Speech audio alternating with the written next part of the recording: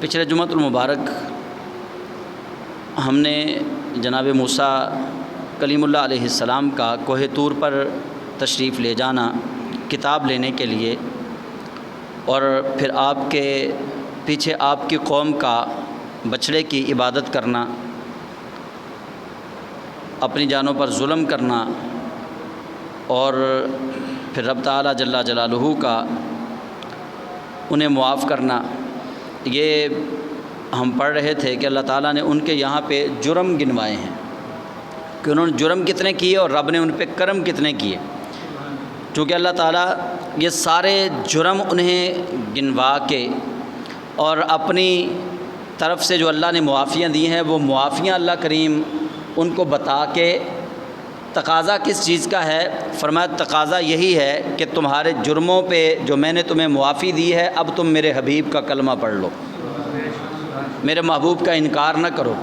اس لیے یہ چونکہ سورہ بقرہ مدنی صورت ہے اور مدینہ طیبہ میں یہودیوں کو یہ چیزیں باور کروائی جا رہی ہیں، انہیں بتایا جا رہا ہے یہ کہ تم نے اب تمہارے سامنے آ گئے ہیں تو تم بالکل ہی مکر گئے ہو، انکار ہی کر دیا ان کا، حالانکہ تمہاری تو کتاب کے اندر ان کے اوصاف جمیلہ موجود تھے، تم نے انکار کیوں کیا؟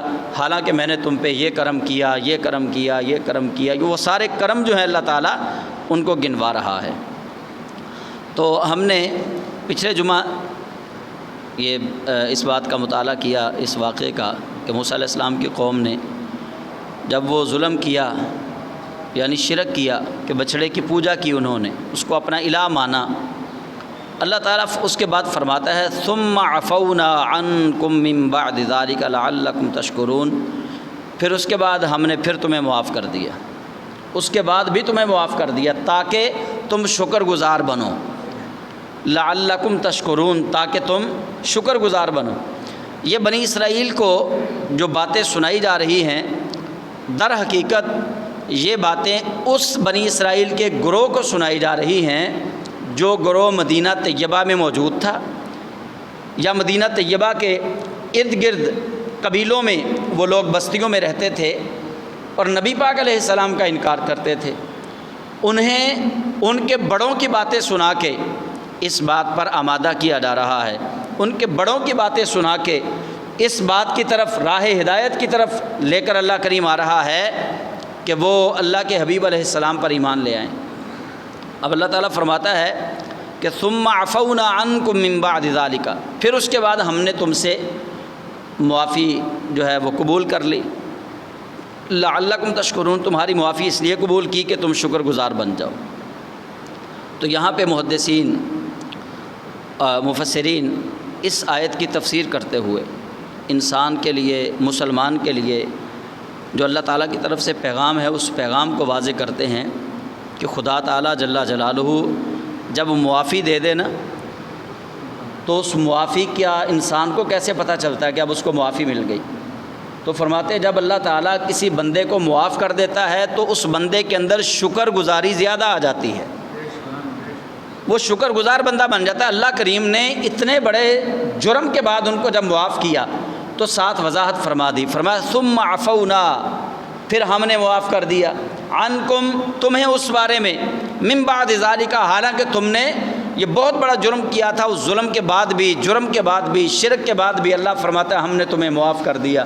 معاف کرنے کے بعد رب تعالیٰ فرماتا ہے لعلکم تشکرون، تاکہ تم شکر گزار بن جاؤ۔ تو مفسرین یہاں پہ یہ نتیجہ نکالتے ہیں اس آیت کا کہ اللہ کریم جل جلالہ سے جب کوئی بندہ معافی مانگتا ہے، اللہ تعالیٰ جب اس کو معاف کر دیتا ہے تو کیسے پتہ چلے گا کہ رب تعالیٰ نے اس بندے کو معاف کر دیا ہے؟ تو مفسرین کہتے ہیں کہ وہ بندہ اللہ کا شکر گزار بندہ بنے گا، اس کے ہر کام سے شکر کی جھلک نظر آئے گی، وہ اللہ کا شکر ادا کرتا رہے گا، کھانے پہ، پینے پہ، بیٹھنے پہ، اٹھنے پہ، نماز پڑھنے پہ، سجدہ کرنے پہ، رکوع کرنے پہ، وہ ہر جگہ پہ اللہ تعالیٰ کا شکر گزار بندہ نظر آئے گا آپ کو۔ اور اللہ تعالیٰ نے جو شکر گزار بندے ہیں ان کے لیے یہی پیغام دیا قرآن پاک میں، لئن شکرتم لأزیدنکم، فرمایا جب تم میرا شکر ادا کرو گے میں تمہیں اور زیادہ عطا کروں گا۔ تو یہ معافی مل جانا کسی جرم سے فقط اس لیے ہے کہ ہم اللہ کے شکر گزار بندے بن جائیں، نہ کہ ہم اکڑ جائیں، نہ کہ ہم تکبر میں آ جائیں نہ کہ ہم یہ کہیں کہ گناہ کر لیا ہے کوئی نہیں، اب دوبارہ پھر گناہ کریں گے، پھر اللہ سے معافی مانگ لیں گے، تو یہ نہیں ہونا چاہیے۔ شکر گزاری یہ ہے کہ دوبارہ وہ جرم سرزد نہ ہو، دوبارہ وہ غلطی نہ ہو۔ جب ایک بار جرم کر لیا، اب دیکھیے بنی اسرائیل نے جرم کون سا کیا، انہوں نے بچڑے کی پوجا کی ہے، شرک کیا انہوں نے۔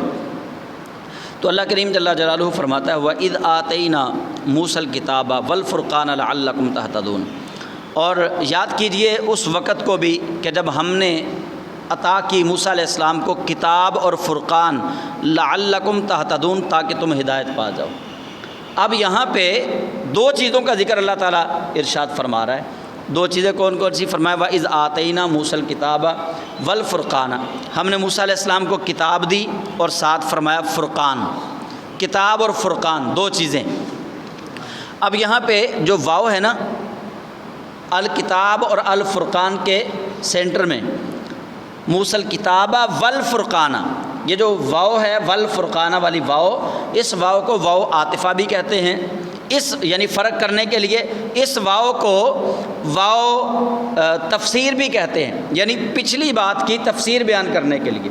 تو یہاں مفسرین کہتے ہیں کہ یا تو پھر یہ مراد ہے کہ اللہ کریم نے موسیٰ علیہ السلام کو جو کتاب عطا فرمائی تھی اسی کتاب کا نام ہی الفرقان ہے، جس طرح قرآن پاک کے بھی کئی نام ہیں اور قرآن پاک کا ایک نام فرقان بھی ہے۔ اسی طرح موسیٰ علیہ السلام کو اللہ کریم نے جو تورات عطا فرمائی تھی اس کو اللہ نے کتاب بھی کہا۔ موسیٰ علیہ السلام کو جو کتاب عطا فرمائی اس کو کتاب کیوں کہا؟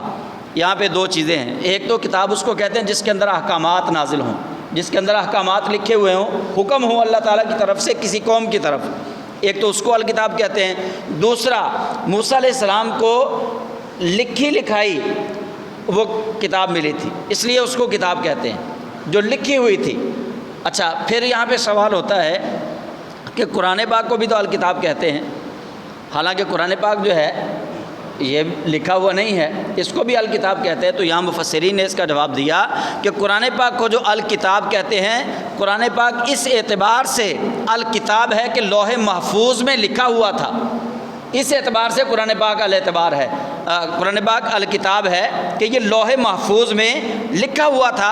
ہاں الگ بات ہے کہ اس کو تختی پہ نہ لکھا گیا تھا، اس کو پتھروں پہ لکھا ہوا اللہ تعالیٰ کی طرف سے نازل نہیں کیا گیا تھا، بلکہ قرآن پاک کو الکتاب اس کے وسیع تر احکامات کی وجہ سے الکتاب کہا گیا ہے کہ اس کے اندر پوری کائنات کے لیے احکامات ہیں، اس لیے یہاں قرآن پاک کو الکتاب کہا گیا۔ قرآن پاک جو الکتاب ہے، اس کتاب سے مراد ہے کہ خاص کتاب جس کے اندر تمام جہان والوں کے لیے احکامات نازل کیے گئے، قرآن پاک سے یہ مراد ہے الکتاب۔ اور جو موسیٰ علیہ السلام کو کتاب دی گئی تورات، تو وہاں یہی ہے کہ موسیٰ علیہ السلام کو اللہ تعالیٰ نے لکھی ہوئی کتاب ہی عطا فرمائی تھی۔ اور الفرقان والفرقان، کتاب اور فرقان، فرقان سے مراد ان کے لیے یوم فتح بھی ہے کہ جس دن اللہ تعالیٰ نے فرعون کو غرق کر دیا تھا، یعنی جہاں اس جگہ پہ دو چیزوں کا ذکر بھی اللہ تعالیٰ فرما رہا ہے کہ تم یاد کرو کہ ایک تو اللہ نے یہ انعام کیا کہ موسیٰ علیہ السلام کو کتاب عطا فرما دی، اور دوسرا یہ اللہ نے انعام کیا کہ فرقان عطا فرما دیا۔ اچھا، یوم الفرقان یوم بدر کو بھی کہتے ہیں، غزوہ بدر کے موقع پہ جب مسلمانوں کو فتح ہوئی تو اس کو بھی یوم فرقان کہتے ہیں، یعنی کفر اور حق میں فرق کرنے والا دن۔ اسی طرح یہاں پہ والفرقان سے مراد یا تو یہ ہے کہ ایسی کتاب عطا فرمائی جو حق اور باطل میں تمیز کرنے والی تھی، یا پھر والفرقان سے مراد یہ ہے کہ اللہ تعالیٰ نے تمہیں وہ دن دکھایا کہ جس دن رب تعالیٰ نے فرعونیوں کو غرق کر دیا اور تمہیں اللہ تعالیٰ نے ان پر فتح عطا فرمائی۔ کیونکہ اس کے بعد جو ہے وہ اللہ کریم جل جلالہ موسیٰ علیہ السلام کی قوم کی طرف اللہ تعالیٰ نے جو ایک آزمائش تھی، اس آزمائش کا ذکر ہے کہ اللہ تعالیٰ فرماتا ہے وَإِذْ قَالَ مُوسَىٰ لِقَوْمِهِ، جب کہا موسیٰ علیہ السلام نے اپنی قوم سے اِنَّكُمْ ظَلَمْتُمْ أَنفُسَكُمْ، تم نے اپنی جانوں پہ ظلم کر لیا۔ اچھا، یہاں آپ لوگوں نے بات سمجھنی ہے۔ موسیٰ علیہ السلام اپنی قوم سے کہہ رہے ہیں، کیا کہہ رہے ہیں؟ وَإِذْ قَالَ، اور جب کہا موسیٰ علیہ السلام نے لِقَوْمِهِ، اپنی قوم سے، کیا کہا آپ نے؟ یا قومی، اے میری قوم، انکم ظلمتم، بے شک تم نے ظلم کیا، انفسکم، اپنی جانوں پر۔ یہ موسیٰ علیہ السلام ان سے کہہ رہے ہیں کس لیے تم نے ظلم کیا؟ باتخاذکم العجل، کہ تم نے بچڑے کو معبود بنا لیا، یہ ظلم کیا تم نے، یہ ظلم کیا تم نے کہ بچڑے کو معبود بنا لیا۔ موسیٰ علیہ السلام اپنی قوم سے کہہ رہے ہیں کہ جب تم نے اپنی جانوں پہ ظلم کیا، بچڑے کو معبود بنا لیا، فتوبوا الی بارئکم، پس اب تم توبہ کرو اپنے رب کے حضور، اب توبہ کرو اپنے ظاہر کرنے والے کے حضور، اب توبہ کرو اپنے بنانے والے کے حضور۔ یہ پیغام دیا جا رہا ہے۔ اور حضور کی امت کے لیے یہاں بات ایک جو میں نے کہی کہ انکم ظلمتم انفسکم، بے شک تم نے اپنی جانوں پر ظلم کیا، اور حضور کی امت کے لیے فرمایا ولو انہم اذ ظلموا انفسہم جاؤک، یہ فرق ہے کلیم اور حبیب کا۔ اللہ تعالیٰ اپنے محبوب کریم علیہ السلام سے فرما رہا ہے، کیا محبوب اپنے امتیوں سے کہہ دیں ولو انہم اذ ظلموا انفسہم جاؤک، کہ جب آپ کے امتی اپنی جانوں پر ظلم کر لیں، جاؤک، وہ سارے تیرے بارگاہ میں آ جائیں۔ آپ کے امتی جب ظلم کر لیں اپنی جانوں پر تو تیری بارگاہ میں آ جائیں، آ کے کریں کیا؟ فاستغفر اللہ، آ کے اللہ سے معافی طلب کریں، وہ تیری بارگاہ میں آ جائیں۔ اب یہاں کیا ہے؟ باتخاذکم العجل کے بعد فتوبوا الی بارئکم۔ موسیٰ علیہ السلام اپنی قوم سے کہتے ہیں چلو سارے اللہ کی بارگاہ میں توبہ کرو، چلو سارے اللہ کی بارگاہ میں توبہ کرو، چلو سارے اللہ کی بارگاہ میں توبہ کرو۔ اور وہاں کیا ہے؟ فرمایا ولو انہم اذ ظلموا انفسہم جاؤک، وہاں رسول اکرم کی بارگاہ میں چلے جاؤ، وہاں جا کے کیا کرنا ہے؟ اپنے گناہوں کی اللہ سے معافی مانگو۔ معافی یہاں بھی تو مانگی جا سکتی ہے، فاستغفروا لذنوبہم، اور تم نے وہاں جا کے اپنے گناہوں کی معافی جو مانگنی ہے، وہ گناہوں کی معافی تو یہاں بھی مانگی جا سکتی ہے۔ وہ گناہوں کی معافی کو رسول اللہ صلی اللہ علیہ وسلم کے پاس جانے سے خاص کیوں کیا گیا؟ اللہ کریم جل جلالہ مقام کلیم و حبیب سمجھانا چاہتا ہے کہ کلیم وہ ہے جو اپنی امت کو فقط توبہ کی تلقین کرتا ہے، اور حبیب وہ ہے جن کی امت کو میں بتاتا ہوں کہ تمہاری توبہ قبول ہونے والا راستہ کون سا ہے، کہ جس راستے سے تمہاری توبہ قبول ہوگی وہ راستہ کون سا ہے؟ فرمایا وہ راستہ یہ ہے کہ اگر تم نے اپنی جانوں پہ ظلم کر لیا تو میرے محبوب کی بارگاہ میں چلے جاؤ، میرا محبوب کرے گا تمہاری سفارش، جب میرا حبیب تمہاری سفارش کرے گا تو میں اللہ تمہارے گناہ معاف فرما دوں گا۔ فتاب علیکم، پس ان کی توبہ جو ہے وہ رب کریم نے قبول کر لی، ان کی توبہ قبول ہو گئی۔ انہ هو التواب الرحیم، موسیٰ علیہ السلام نے جو ان کو توبہ کروائی ہے نا، تو اللہ تعالیٰ کو انہوں نے تواب، توبہ قبول کرنے والا، اور الرحیم، رحیم والی صفت کے ساتھ اپنی قوم کو بتایا۔ فرمایا فتاب علیکم، تم سارے توبہ کر لو اللہ کے حضور، پس اللہ تمہاری توبہ قبول کرے گا۔ اور یہاں فتابہ، تابہ جو ہے یہ ماضی کا صیغہ ہے، فرمایا فتابہ، پس توبہ قبول کی، علیکم، تمہارے اس امر پر، تمہارے اس فعل پر تمہاری توبہ قبول ہو گئی۔ انہ هو التواب الرحیم، بے شک وہ اللہ بہت زیادہ توبہ قبول فرمانے والا اور رحم فرمانے والا ہے۔ تو یہ موسیٰ کلیم اللہ علیہ السلام خود ہی سارے فیصلے کیے جا رہے ہیں۔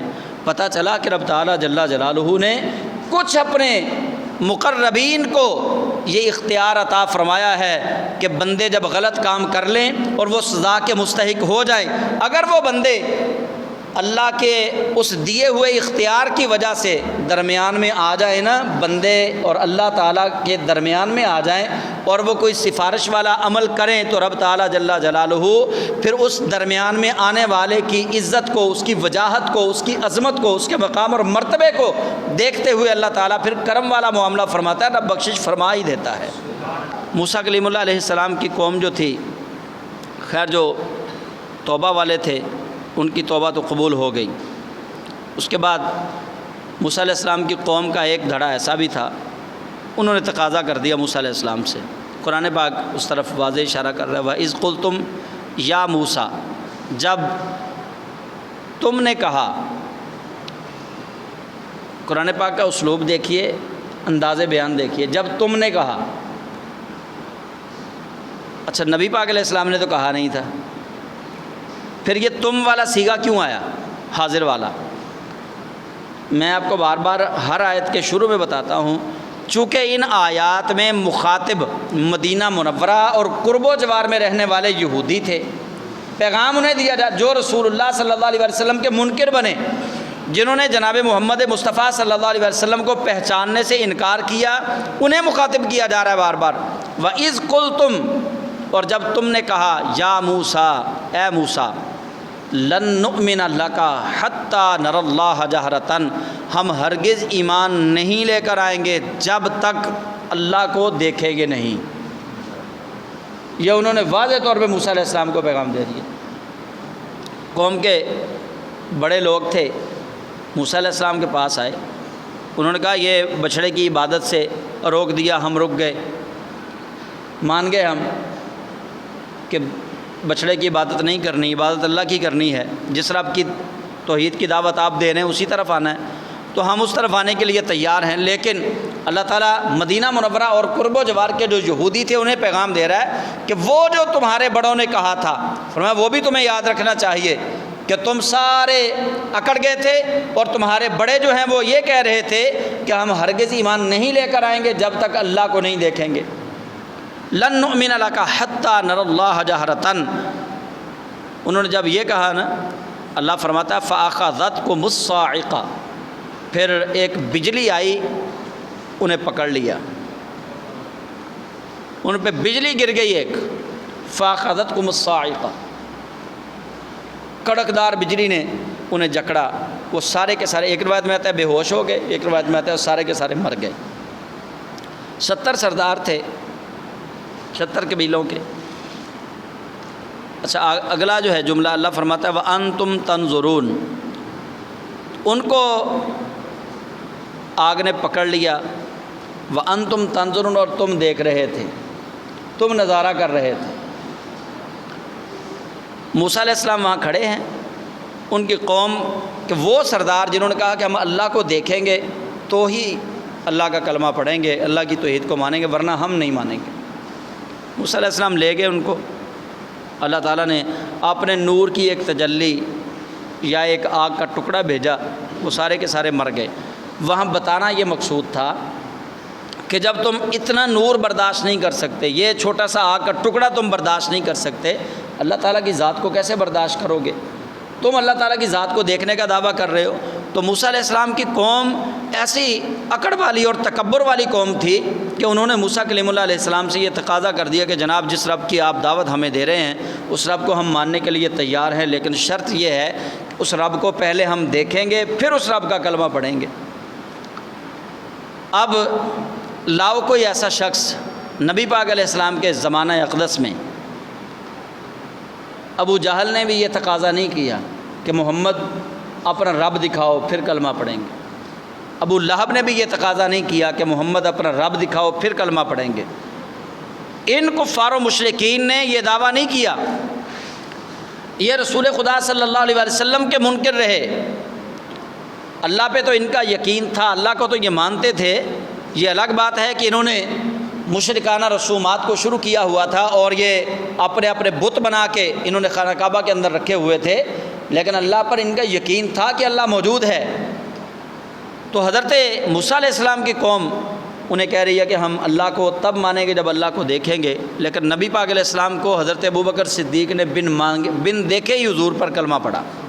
آپ تو ملک شام میں تھے، وہاں تشریف لائے ہیں تو پتہ چلا کہ نبی علیہ السلام نے نبوت کا اعلان کر دیا۔ وہ حضور سید عالم صلی اللہ علیہ وسلم کی بارگاہ ناز میں جاتے ہیں اور جا کر پوچھتے ہیں کہ کیا آپ واقعی اللہ کے نبی ہیں؟ نبی پاک علیہ السلام نے فرمایا ہاں میں واقعی اللہ کا نبی ہوں، اللہ نے مجھے رسالت دے کر مبعوث فرمایا ہے۔ تو حضرت ابوبکر صدیق نے دلیل کوئی نہیں طلب کی، مسلمان ہو گئے۔ پھر حضرت عمر فاروق کو دیکھ لیں، حضرت عثمان غنی کو دیکھ لیں، حضرت علی المرتضیٰ کو دیکھ لیں، وہاں رسول اللہ صلی اللہ علیہ وسلم کے امتیوں نے، حضور کے صحابہ نے جو کلمہ پڑھا ہے، نبی کریم علیہ السلام کو بن دیکھے، آپ کے دلائل اللہ کو بن دیکھے انہوں نے کلمہ پڑھا۔ وجہ کیا تھی؟ یہاں پہ سب سے خوبصورت جو توجیہ کی ہے وہ شیخ علامہ اسماعیل حقی رحمۃ اللہ علیہ نے تفسیر روح البیان کے اندر کی ہے۔ آپ تفسیر روح البیان میں فرماتے ہیں کہ دراصل نبی کریم صلی اللہ علیہ وآلہ وسلم اللہ کی سب سے بڑی دلیل تھے۔ جتنے انبیاء و مرسلین آئے ان میں سے سب سے بڑی اللہ کی دلیل بن کے حضور رحمت للعالمین تشریف لائے۔ تو جو نبی پاک علیہ السلام کو ایک بار دیکھتا تھا وہ کسی اور دلیل کی تمنا ہی نہیں کرتا تھا، وہ دلیل کی تمنا ہی نہیں کرتا تھا کہ اب میں کیا دلیل طلب کروں۔ فرماتے ہیں بہت سارے ایسے واقعات ہیں کہ کفار و مشرکین کے ایسے گروہ ہیں جنہوں نے نبی پاک علیہ السلام کو دیکھا اور دیکھ کر فوراً حضور کی ذات اقدس پر ایمان لے آئے کہ ایسا روشن چہرہ جو ہے وہ کسی جھوٹے شخص کا نہیں ہو سکتا، ان کا چہرہ بتا رہا ہے کہ یہ اللہ کے سچے رسول ہیں۔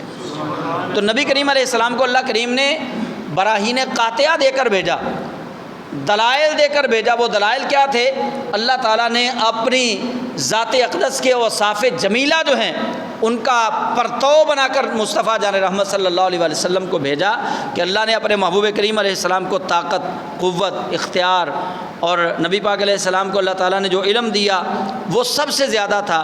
یہ اللہ تعالیٰ نے نبی علیہ السلام کو جو اوصاف دیے ہیں، طاقت والا آپ وصف دیکھ لیں کہ رکانہ پہلوان ہے، عرب میں اس کا کوئی مقابلہ کرنے والا کوئی نہیں۔ نبی پاک علیہ السلام نے 3 مرتبہ اس کو پچھاڑ دیا۔ پھر اس سے بھی بڑی طاقت کا آپ اگر مظاہرہ دیکھنا چاہتے ہیں تو رسول اللہ صلی اللہ علیہ وسلم نے، یہ اللہ کی عطا تھی، آپ نے ایک اشارہ کیا ہے تو چاند 2 ٹکڑے ہو کر زمین پر آ گیا، یہ بھی طاقت ہے۔ دراصل یہ حضور صلی اللہ علیہ وسلم کے جو معجزات ہیں یہ اللہ کی توحید کی دعوت تھے کہ جس اللہ نے ان کو نبی بنا کر بھیجا ہے، جب یہ اللہ کے بنائے ہوئے نبی اتنی طاقت والے ہیں تو جو اللہ نبیوں کو بھیج رہا ہے وہ اللہ کتنی طاقت والا ہوگا، وہ اللہ کیسے اختیارات والا ہوگا۔ تو نبی پاک صاحب الاولاق صلی اللہ علیہ وسلم آپ کا مقام بھی ان آیات سے پھر واضح ہو رہا ہے ساتھ ساتھ۔ اچھا، پھر اللہ تعالیٰ فرماتا ہے ثم بعثناکم من بعد موتکم۔ موسیٰ علیہ السلام نے اللہ سے دعا کی، یا اللہ یہ تو مجھے مار دیں گے، 70 قبیلوں کے 70 سردار سارے ہی مر گئے، مہربانی فرما ان کو زندہ کر، یا اللہ یہ تو بہت بڑی جنگ چھڑ جائے گی۔ تو اللہ فرماتا ہے ثم بعثناکم من بعد موتکم، پھر ہم نے تمہیں زندگی دی موت کے بعد، پھر ہم نے تمہیں زندگی دی، بنی اسرائیل کو کہہ رہا اللہ تعالیٰ، یہودیوں کو، کہ پھر ہم نے تمہیں زندگی دی موت کے بعد۔ اب پھر یہ کرم کیا، انہوں نے بے ادبی کی، انہوں نے جرم کیا۔ کیا جرم تھا؟ اللہ کو دیکھنے والا، کہ ہم اللہ کو دیکھیں گے تو کلمہ پڑھیں گے۔ اب یہ جرم کر بیٹھے، اس جرم کی سزا بھی مل گئی۔ فَأَخَذَتْكُمُ الصَّاعِقَةُ، آگ نے آ کر ان کو اچک لیا، آگ نے آ کر ان کو پکڑ لیا، سزا بھی مل گئی، مر بھی گئے۔ اب پھر اللہ فرماتا ہے اس کی معافی مل گئی۔ معافی کیسے دی؟ فرمایا ثُمَّ بَعَثْنَاكُم مِّن بَعْدِ مَوْتِكُمْ، پھر تمہیں زندہ کیا موت کے بعد، لَعَلَّكُمْ تَشْكُرُونَ، تاکہ تم شکر ادا کرو۔ ہر معافی کی قبولیت کا پتہ تبھی چلے گا جب بندہ پہلے سے زیادہ اللہ کا شکر گزار بن جائے۔ تو یہ قرآن پاک کے جو مضامین ہیں ان کے اندر ایسی بہت ساری چیزیں ہیں کہ جو انسان کو جوڑنے کے لیے کافی ہیں۔ جس طرح یہ دونوں آیات جو میں نے پڑھی ہیں ان کے اندر توبہ کا ذکر ہے، توبہ کے بعد اللہ کریم فرماتا ہے لعلکم تشکرون، یہ تمہاری توبہ اس لیے قبول کی ہے تاکہ تم شکر گزار بن جاؤ۔ تو یہ ہر اس انسان کے لیے اللہ تعالیٰ کی طرف سے راہ ہدایت کا پیغام ہے کہ تم جب توبہ کر لو تو پھر تمہاری شکر گزاری یہ ہے کہ دوبارہ وہ گناہ والا کام نہ کرو۔ جس کام سے اللہ سے توبہ کر رہے ہو دوبارہ پھر وہ کام نہیں ہونا چاہیے، یہ شکر گزاری ہے۔ دوبارہ پھر وہ تقاضا نہیں ہونا چاہیے، یہ شکر گزاری ہے۔ تو اللہ تعالیٰ فرماتا ہے، اس کے بعد رب تعالیٰ جل جلالہ نے ان پہ کرم کیا، فرمایا وَظَلَّلْنَا عَلَيْكُمُ الْغَمَامَ، اور پھر ہم نے تمہارا سائبان بنا دیا۔ ایک آسمان سے بادل کا ٹکڑا آیا، اس نے آ کر ان پہ سایہ کر دیا۔ آسمان کا ٹکڑا، بادل کا ٹکڑا آیا، اس نے ان پہ سایہ کر دیا۔ اب لوگ نبی پاک علیہ السلام کے اس معجزے کے بھی منکر ہیں۔ اب بندہ جائے کدھر؟ بہت سارے لوگوں کو یہ حضور کا معجزہ تکلیف دیتا ہے کہ جب نبی پاک علیہ السلام چلتے تھے تو آسمان سے بادل آ کے حضور پر سایہ فگن ہوتا تھا۔ بہت سارے لوگوں نے اس معجزے کا انکار، ان کا نہیں، نبی پاک تو ہم جیسے بشر تھے، جب وہ چلتے تھے دھوپ ہوتی تھی۔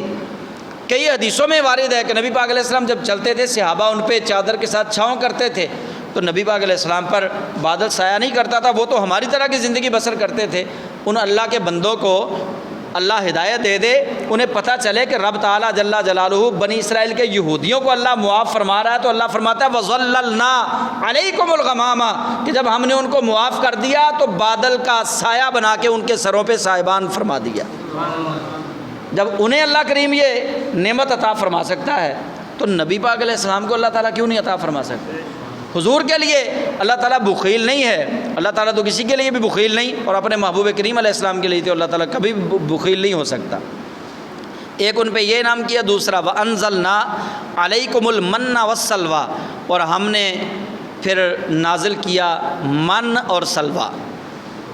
یہ من، یہ عبرانی زبان اور عربی زبان دونوں میں من کا مطلب ہے کیا، تو اس کی تفسیر حدیث پاک میں یہ ہے کہ من اس کا نام اس لیے رکھا گیا، ایک تو من سے مراد یہ ہے، دونوں سن لیں آپ، ایک تو من سے مراد یہ ہے چھوٹے چھوٹے جس طرح دھنیا ہے نا، دھنیا کے دانے ہوتے ہیں، اس طرح کے دانے آتے، وہ صبح تک جم جاتے، رات کو وہ گرتے، صبح وہ لوگ جو ان کو جمع کرتے وہ میٹھے ہوتے۔ صبح جو سورج سے پہلے ٹھنڈا موسم ہوتا ہے اس کے اندر لوگ اس کو جمع کر لیتے، جب جمع کر لیتے تو وہ ٹھنڈے ہو جاتے اور وہ جم جاتے، اور پھر لوگ ان کو کھاتے تو وہ بڑے میٹھے ہوتے تھے۔ اچھا، ایک اس کے اندر یہ، دوسرا یہ کہ انہوں نے جب دیکھا کہ یہ چھوٹے چھوٹے دانے زمین پہ آئے ہیں، آسمان سے نازل ہوئے ہیں، تو وہ ایک دوسرے سے پوچھتے کہ من کیا ہے، یہ کیا ہے، من ہاذا، تو اس لیے جب انہوں نے من کہا نا اس کو، تو اس من سے ہی اس کا نام پڑ گیا کہ یہ من ہے، کہ یہ کیا ہے، ان کو سمجھ نہیں لگی۔ تیسری تفسیر اس کی یہ ہے کہ منّا سے مراد ہے احسان، کہ یہ اللہ کریم نے ان پہ آسمان سے احسان نازل کیا، جس طرح قرآن پاک کی آیت ہے لقد من اللہ علی المؤمنین اذ بعث فیہم رسولا، کہ منّا جو ہے اس کا معنی احسان بھی ہوتا ہے، تو اللہ فرماتا ہے ہم نے آسمان سے ان کے لیے احسان نازل کیا۔